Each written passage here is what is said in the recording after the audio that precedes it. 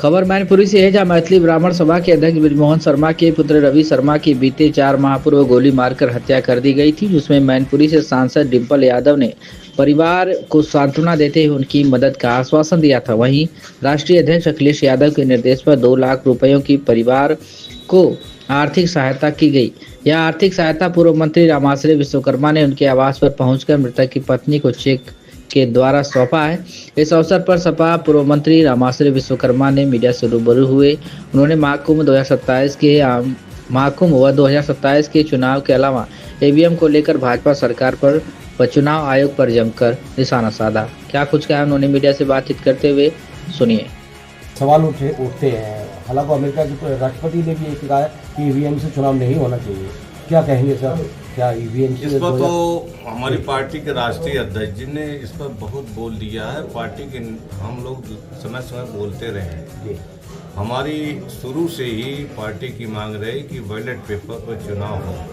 EVM hack किया जा सकता है। ईवीएम एक मशीन है जिसको कोई भी डिस्टर्ब कर सकता है। तो ये लगातार हम लोगों की मांग रही, लेकिन न तो चुनाव आयोग सुन रहा है और न तो सरकार सुन रही है। तो किस तरह से 27 में किस तरह से चुनाव लड़ेंगे सर? हम मुकाबला करेंगे, चाहे जिस तरह से वो लड़े। मुकाबला हमारा उनसे 20 रहेगा, बीजेपी से। इस बार हम लोग जो मुकाबला भी करेंगे और मजबूती से चुनाव भी लड़ेंगे और 3/4 सीट जीत करके उत्तर प्रदेश में सरकार भी बनाएंगे। मंत्री जी, आखिरी सवाल है।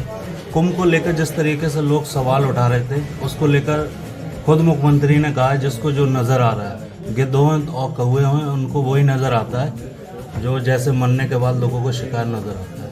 कैसे देखते हैं? अब इस पर बहुत चर्चा लोकसभा से लेकर विधानसभा तक हो चुकी है। तो जिनको जो नजर आ रहा है, हमें तो अव्यवस्था नजर आ रही है। और मुख्यमंत्री को अव्यवस्था में व्यवस्था नजर आए तो उसके लिए कोई क्या कहेगा। उर्दू को लेकर भी राजनीति तेजी हो रही है। बिल्कुल जो है सरकार केवल भाषा के नाम पर, संस्कृति के नाम पर, धर्म के नाम पर, मजहब के नाम पर लोगों को उलझाना चाहती है। और ये जो है तरह तरह के ये जो नियम कानून लगा करके केवल लोगों को परेशान करना चाहते हैं। तो बेहतर होता कि जो है आप सभी भाषाओं का बराबर सम्मान करते और सभी को बराबर ही का दर्जा देते, लेकिन सो तो दे नहीं रहे हैं। विधेयक में वो तो है नहीं। तो इसलिए जो है केवल उर्दू को टारगेट करके, मुसलमानों को जो है केवल टारगेट करके हिंदू मुस्लिम का माहौल तैयार किया जाता है, जिसको जो है जनता बखूबी समझ रही है। और इस बार जो है विधानसभा के चुनाव में वो उसके झांसे में नहीं आने वाली है। भारतीय जनता पार्टी धर्म को लेकर आगे बढ़ने का काम कर रही है। लगातार विकास के नाम पर कहीं बात करती हुई नजर नहीं आ रही। तो ठीक है, धर्म को आगे बढ़ाएं, लेकिन पेट में रोटी भी तो चाहिए। हाथ को रोज काम भी चाहिए, रोजगार भी चाहिए, नौकरी भी चाहिए। तो लोगों को जो है लोगों के पेट में रोटी क्यों नहीं दे रही है कि सरकार? नौकरियां छीन ली हैं, रोजगार छीन लिया है। लोग बेरोजगार होकर के आत्महत्या करने पर मजबूर हुए हैं। किसान पूरी तरह से बर्बाद हो गया है।